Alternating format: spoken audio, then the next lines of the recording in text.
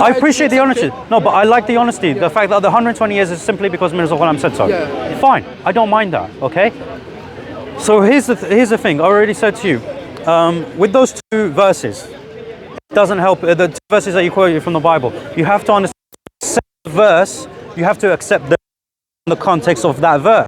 And the context of that is that Jesus already died on the cross. When he was resurrected, that he went to see his mother and he saw the disciples in the upper room. No, basically the resurrection, what they mean is that resurrection. No, don't interpret for the Christians. After the cross. Yes, after the cross, but he died on the cross. But it's actually referring to Jesus being saved from the cross. No. Coming down the cross. No. And still having life after the cross. No, life after the cross, but he died.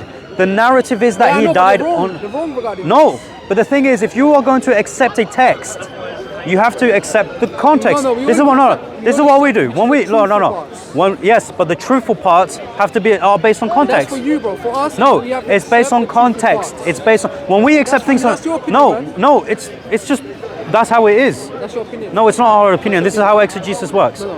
Look, Muhammad, let me finish. I'll let you explain your stuff. Right? Here's the issue.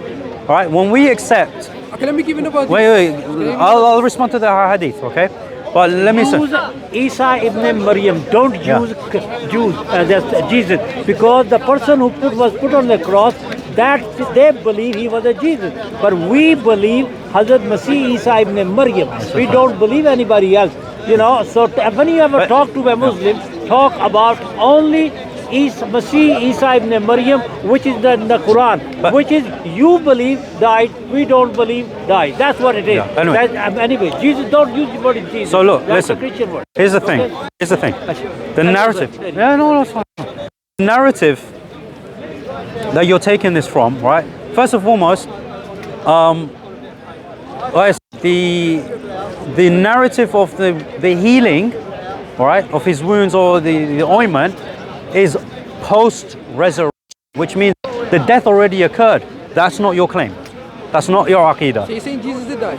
No. What are you saying? I'm saying that the evidence that you're using to substantiate your aqidah doesn't support it. What does it support then? It supports the Christians. It supports the Christians? It supports the Christians. If you're using those verses, that the resurrection actually happened, that the crucifixion happened, that he died on the cross. Because if you're quoting, you are, by quoting these texts as the reliable parts of the New Testament, then you are lending support to their claim that Jesus did die on the cross and that he was resurrected. Because the narrative, no, you are saying this because your narrative that you're taking. I'm telling you, Jesus not died on the cross, and you're telling me that. No, you are, because when you're using the text. Listen, try and listen. The text that you're using, you are claiming it to be authentic and authoritative as part of the preserved portions of the Bible. Okay, no, that's what you're using, right? Is that correct? No, let me ask you. Is that correct? Is that what you said? Take part of it and leave the other part, though. Do you know what I mean? No. Because he's saying like on the criteria that we believe in some parts of it. But what I'm saying to him is that he's taken this specific part as authoritative. But the part that he's taken as authoritative lends support to the Christian belief, which is why you are indirectly, actually, instead of breaking the cross, as Mirza Ghulam claimed to be doing, you're actually lending support to the cross. Okay? Because you are verifying their belief by quoting that text. Muhammad, I know what you're saying, but the evidence that you're using is the contrary, right? So that's what I'm saying to you. The second part is the hadith. I accept the hadith because that is the tafsir of chapter 23 verse 50. The part that you couldn't provide evidence for was the fact that he traveled to Kashmir. Now when you were talking about the other 10 tribes being spread out into India, there is no evidence for it whatsoever in history. Okay, what about when the Quran, when it says Jesus, I will give you a refuge place in the spring waters it's within those lands. It's within those lands. So can you give me an example of lush ground, lush, which is full of water? There are parts of Syria that are like. There are parts of Syria that are like that. There are parts of Palestine that are like that. Okay, it's not within a rabwa. does not. No, No. Kashmir. Because you're using chapter 23, verse 50, right? And the hadith that you quoted is used in the tafsir of chapter 23, verse 50. So you have to address Ar-Rabwa. Ar-Rabwa does not include the land of India. Yeah, it doesn't include. We don't say, we say it doesn't. Okay, so then it cannot. No, so then you can't say. Okay, no. What? Then you can't use that as an evidence. Okay, no. If Jesus, you're saying it went from one country to another, okay? Was this before the cross or after the cross? He was never put on the cross. Okay, when was this then? Was it before he was risen up or after he was risen up? Obviously before. Because how's he going to travel to other lands if he's been risen up? Come on. So Jesus. It's basic sequence of events. So then he came all the way back to Jerusalem. Yeah, so. First and foremost, there is no ayah that says which country the what do you call it? So the house was when he was raised up. It just simply says where he was. He was with his disciples. Yeah. All right. So this is why the Mufassirin infer that he was most likely Palestine, because that's where he was preaching. Right. The main point is that you have no evidence to support the claim that he went to Kashmir. Not from the Quran, not from the Hadith. You quoted the Hadith, I'll let you quote it, and it lends support to us. You don't have any other Quran verse apart from chapter 23, verse 50. Okay, but what is... Which doesn't support your defeat. And you don't have anything from history. If Quran says it once, that's enough. Agreed, but except that one verse doesn't say what you're saying. Why? It doesn't say. It doesn't lend any indication to lands outside Asham. Okay, does it mean that it is the land of Israel? Yeah. So Israel is a land full of spring water. Have you seen it? No, that's what you're claiming. Have you not seen Palestine? Palestine has got those lands, right? Parts of it has got those valleys and wells, and it's got these stuff, right? So he took refuge. So Jesus took refuge. He was traveling in order to where he wouldn't be persecuted. And he came all the way back. Subhanallah. I'm going to go back on something. Right? Do you see how much you want to question us on our details? But when we come to question you on details, no. Death of Isa. I just need to show death of Isa. No, but I want to draw your attention to this, right? Because now I'm asking you about your details, which in fairness, you're addressing. But I want you to understand that the details are important. So when the Muslims ask you for the details of your Aqidah and the evidence for the details of your Aqidah, it only makes sense. I want this to get into your head. I can say the same to you. I agree. This is why we give the details. We say that Barra fa'awallahu ilayh is referring to his raising. Okay. We have the authentic hadith of Ibn Abbas where he says he was raised up through the roof. Okay, the mannerisms of how. Went up alive. Nah. Why did Allah subhanahu wa ta'ala take Jesus up alive and not Muhammad sallallahu alaihi wasallam? If Muhammad sallallahu alaihi wasallam is Rahmatul Alameen, he is the best of all prophets. Yeah. He is the First of all, Muhammad sallallahu alaihi wasallam was taken up alive. He was taken up alive. He was taken up alive. And he's still alive. No, when was he taken? So you don't answer. Yeah. You don't ask the question. When was he taken up alive? So Jesus is still alive. Look,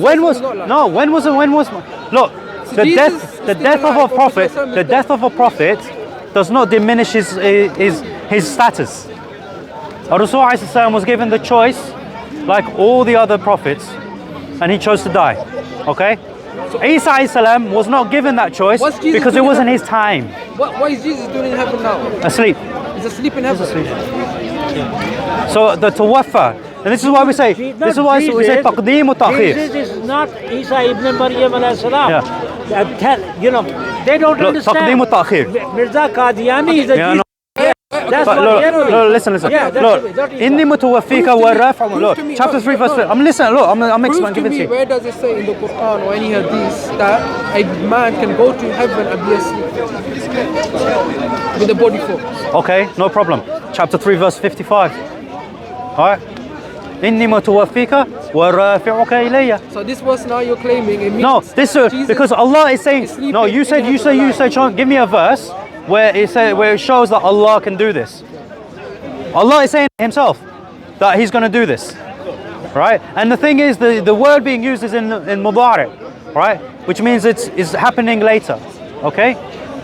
And this is why I even said to Razi. Razi will never be able to produce an ayah where the madi is being used, where it refers to tuwaffa or khalat.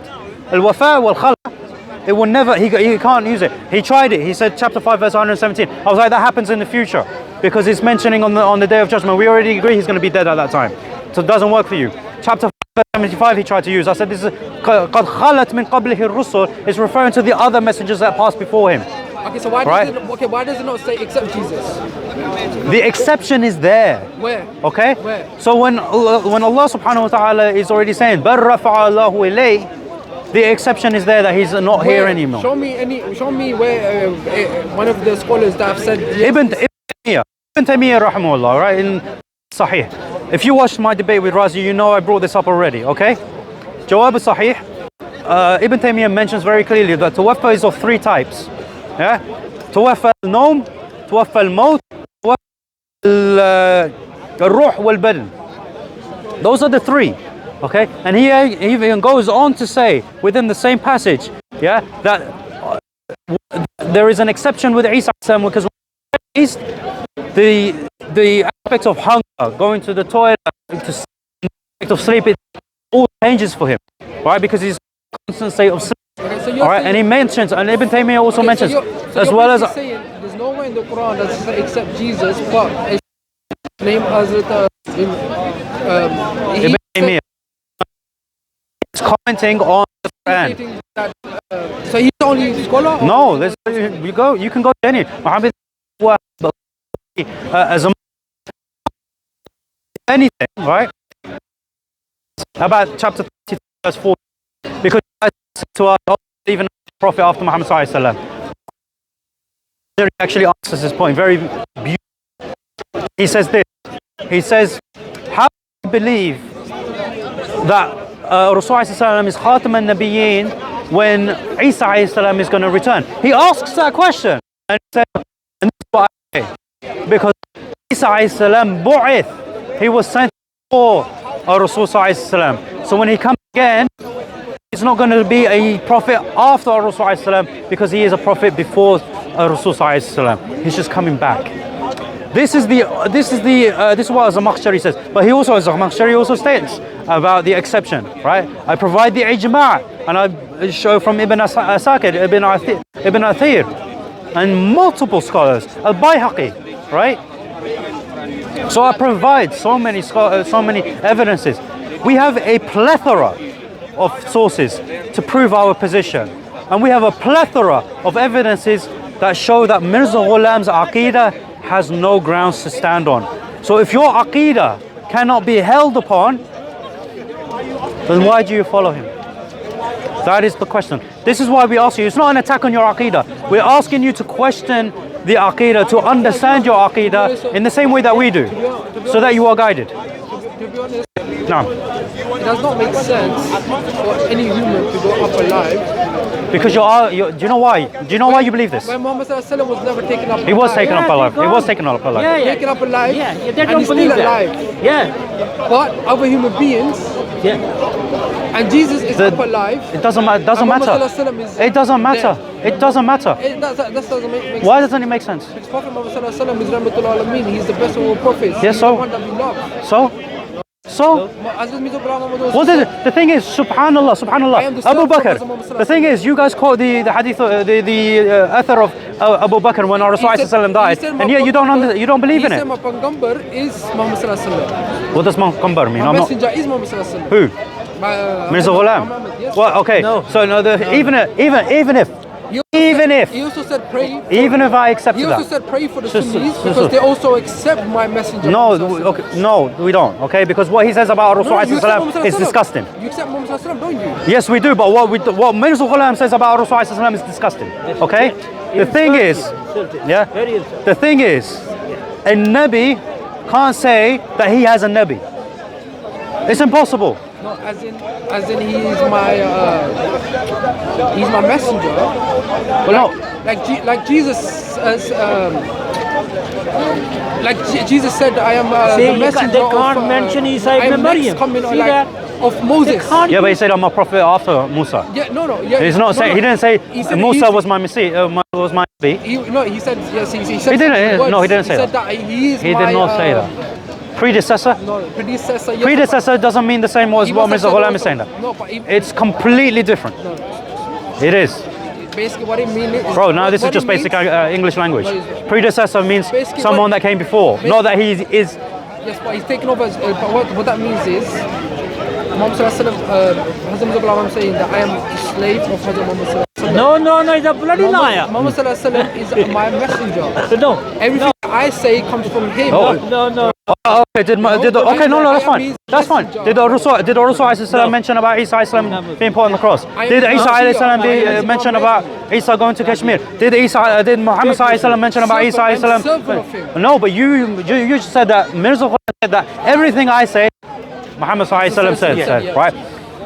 Incorrect. He's lying on Rasul and this is why it's disgusting, because Isa Rasul never ever advocated the idea that Isa was put to the humiliation of the cross. Never. That ran away to Kashmir. That a prophet ran away to Kashmir, and that he died at the age of 120. And the thing is, so how old was he when he died? Isa didn't die. Oh, what Isa was he when he was alive? 33, 33. according to the majority opinion. Yeah. No. Allah told in the Quran, Allah one day is equal to the 1,000 year. Yeah, but the thing, but the thing is, it's like, look, with regards to the age of Isa, the age of Isa, hold on, because he has to return. Yeah. He has to return. Yeah. The thing is, there is a hadith, I can't remember the reference, but there is a hadith that speaks about the khuruj of Isa, that Isa is going to return, right? The word return is being used, okay? But predominantly it's nuzul. Nuzul. Oh, it's all over. Suyuti authored a book with all the hadith I mentioned about the nuzul of Isa fi akhir zaman. And I recommended this to Razi. I don't think he's... We should be followed. What? When? So imagine, right? I'm a Muslim. Well, forget about Khalifa. Look, I want to follow someone. I want to understand the real teaching of Islam. We should have followed. The ulama. If you want to gain knowledge... Which ulama? For Ahlus Sunnah. No, but I want to understand. I want to read. I want to understand the Yeah, you go to the scholars. You go to the scholars. You go to the scholars for the ones that are reputable. So which sect should I follow? There's no I'm a Sunni. Look. I'm a Sunni. What sect? No. A layman, don't concern yourself with this. No, when a person is a layman, they don't concern themselves with this. They just work on, they work on gaining knowledge, all right, in order to, because the responsibility is with the scholars. The responsibility is with the scholars. If they lead you as... What? Why scholars are fighting? They're not, are they? They are. No, they're not. They don't accept our scholars are saying. No, they have disagreements. There's difference of opinion. This is not fighting. But, okay, they have different opinions. So what? So which opinion is correct? Look, you as a layman, when it comes to fiqh, okay, you can choose an opinion, right? You're not bound to choose a specific opinion. Okay. You can listen to two scholars, and you can go with either one. It's not changing the foundation, it's not changing the aqidah. Yeah, the aqidah is one. None of the scholars disagree with the aqidah. Yes. Every single... We asked this... No. They all believe different. They never said that. No, Muslim have no different aqidah. One Allah, one Quran, listen. one Rasulullah. Listen, Muhammad. Is Allah everywhere? I'm going to try... Is Allah everywhere? Allah over there. Just over there. Not like Mirza saying he's my box. No. Allah over there. Always there. Ask anybody. Look, Muhammad, I'm going to end it here. The last point I want to bring to you, right? Because every time I speak to you, you talk about how could Allah do this, how could Allah do that. I want you to remember something, right? The idea of Isa swooning is an atheistic position. It cannot come from a prophet, because the theory on of itself was born of atheism. I can say the same thing. I can say that a human being cannot go up alive. Atheistic position. It's an atheistic position. Sallallahu went there. If it's not the nature of Allah subhanahu wa ta'ala, if Allah subhanahu wa ta'ala says all soul is going to suffer death, if it's clearly saying this in the Quran, then how can we say, oh yes, Jesus went up alive? Jesus is coming back. Because the Quran doesn't say that Isa is ever living, does it? Does the Quran say that Isa is going to live forever? No. Does any hadith say that Isa is going to live forever? No. But The thing is, the reason you guys say that this is a shirky belief. Yeah. The reason why you say it's a shirky belief is because you strawman us. You make it look like that we believe that Isa alayhi salam is ever living, which has never been our claim. No.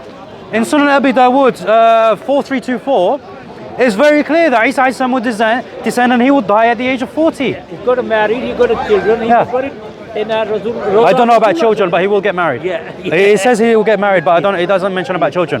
But and he will die at the age of 40, and the Muslims will bury him and pray on him. So Jesus, when he comes back, he will marry you. He'll get married. Yeah. He'll get married. Yeah. And oh my He God, never what a lucky married. woman she will be. Yeah, he never been. Well, imagine that woman. She'll be hearing about Isa alayhi salam, and then one day she'll marry him. Subhanallah. Yeah. No, I was in Makkah, I was in Medina. Yeah. The guy told me that he was preparing his daughter when Jesus, Hazrat Isa ibn Maryam alayhi salam come, I got my daughter marry him. Yeah, I tell you, this is a true story. I've heard of that. Yeah, I've heard of that. Yeah, people said that. I've heard that. Yeah, Yeah. well, Subhanallah. yeah, no. mashallah. You see, people are, actually their aqidah is only what they believe. They believe- what Mirza Qadiyani said as Shaitani Khazai. This is what they believe. They don't believe anything else. I was a Qadiyani myself, and I read myself everything. It's not, but I go to Sunni or I go to this guy and to this guy. I picked up the book, the scene, a translation, read myself, become a Muslim. Here I'm standing. If they say it's sect, there's no sect. But anyway. No, that's not question. Look, here's the thing. Look, Muhammad, I just want to finish the conversation. Yeah, sorry. yeah. What Muslim But are you? ask him afterwards. But look, What listen, Muslim sect is he? listen. All I'm going to ask is, Islam only, no Sunni. What do you mean Sunni? Every person who follow Quran and Rasulullah sallallahu alaihi wasallam is following the Sunnah. If somebody call him himself a Sunni, he's Sunni. Otherwise, I'm a Muslim. like me, look, listen, Muhammad, I'm Muslim. me myself, I'm Muslim. Muhammad. Yes, Sunni Muslim. Muhammad. Yeah. Muhammad. Okay, Sunni Muhammad. Muslim. Me myself, right? Look, me myself. At first, Yeah, when I first started learning about the Deen and everything, I just referred to myself as a Muslim. I didn't even refer to myself as a Sunni. I had no idea of the concept, Yeah. So right? why Because do I you was refer- learning, so right? you refer And yourself then now to be a now I don't just say I'm a Sunni. I'm saying I'm a Sunni. I'm a Salafi. I'm an Athari. I go to various levels now because now I have understanding and knowledge of that. So now I've picked my position. Brelvi, No, Deobandi, no. Okay. Selfie. Yes. But I'm the Athari. Wahhabi is just a derogatory term that people use. you use that. And I'm an Athari. Someone, why do I call myself an Athari? Where does the word, where does the term Athari come from? It comes from the term Athar. What is the Athar? It's the qawl of the Sahaba. So I am saying I am a Salafi who is following, and why do I call myself a Salafi? It's because I follow the righteous predecessors. And who are the righteous predecessors? The Sahaba, who we get the Athar from. So it only follows. That lived thousands of years ago. Yes. This is why our evidence goes back to the best of the best of generations, the best of men, and the best of women. Okay, in Islam. So what about the later days? Like in today's days, who should be following? No. Later, I already days, said to nobody you. knows later. Go and learn from the scholars. Yeah. This place yourself. here, this is not the place to learn. Right?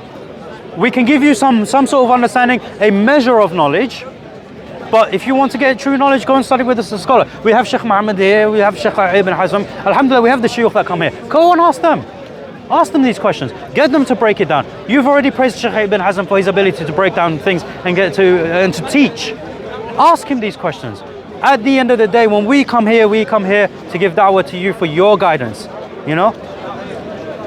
Like, and this is all we want for you. This is not to come to belittle you. It's not even to belittle Mirza Ghulam.